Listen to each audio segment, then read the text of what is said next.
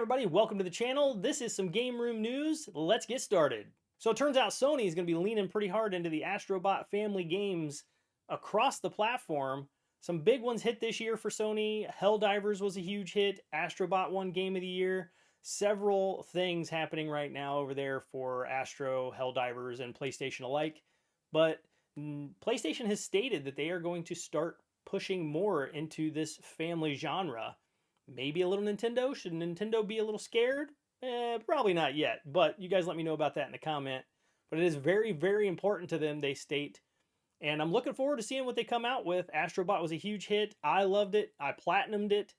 But what a fantastic game, and what an amazing thing to think about more of these games coming out, because they're the perfect style game for so many people to enter the gaming world and stick from there. So let me know in the comments, what do you guys think about that? More Astrobot? Big deal? No big deal? More family games? Let's talk about that too. Next up, CEO of Ubisoft is talking more live service, more open world, year after year. That's what they're saying over there. I don't know about the live service part of it. That part definitely worries me after seeing what happened with Suicide Squad and Concord. We all know what happened there. This just doesn't seem to be a good category to lean into right now. I think everybody kind of needs to dial back. Even Sony has decided that they're going to just cut the losses on a lot of these games and just not even go forward making them.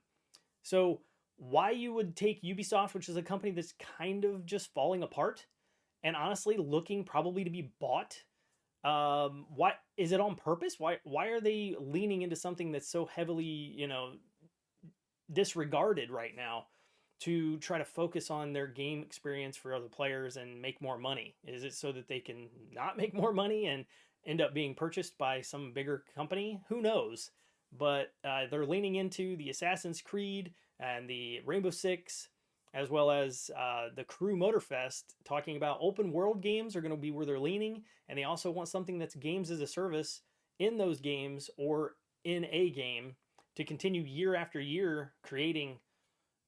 It just doesn't seem right for me, man. I don't know about this one. This is kind of going to be tough. We'll have to see what happens. Hopefully they don't do it to my Splinter Cell. Remember Halo Combat Evolved? Got the remaster. It was a pretty good deal. Pretty good deal. A lot of fun.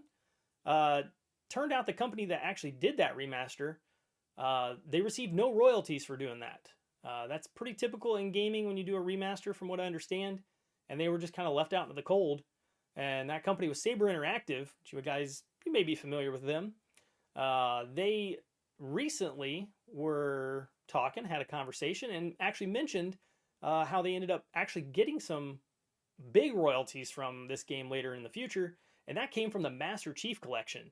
So when the Master Chief Collection was released, they were putting in that remastered version of the original Combat Evolved. Well, turns out they didn't send the contracts out early enough before the game's release. It was just by a couple of days, asking for release to be able to use, their remaster, because Microsoft did not make that remaster, so they did not own that. And they refused to sign those papers until they fixed the contract. They ended up fixing the contract, and as stated in the article there, posted up over on VGC, tens of millions of dollars ended up in royalties from originally, doing the game, and then obviously getting it into the Master Chief Collection. That actually ended up making Saber able to make games without just kind of watching everybody else kind of profit off of their work. And then, as we all know, later on, Embracer owned Saber, and they sold them off to a private investing company for like $247 million. So sounds like that worked out in their favor. It's quite an interesting one there. Just a little bit of a loophole in some paperwork can either make or break you, I guess. Well, that's it for the news today. Just a couple of small ones just to bring to you guys here on the weekend. A couple ones that just kind of tripped my trigger, wanted to talk to you guys about. Trying out this whole new game room news. So this is episode 1. I'm just going to keep doing these. Hopefully you guys enjoy them. If you liked them, hit the like. If you didn't, hit the dislike so we know. And then make sure to hit the comments down below. I want to chat video games with all you guys out there. What are you thinking? Any other news out there that's big that I missed? I'm sure there is. But what do you think about these articles? What's going on in the world of video games? We got some Halo stuff, got some Ubisoft stuff. Astro, PlayStation going into the Nintendo realm. What do we think? Hit me in the comments below.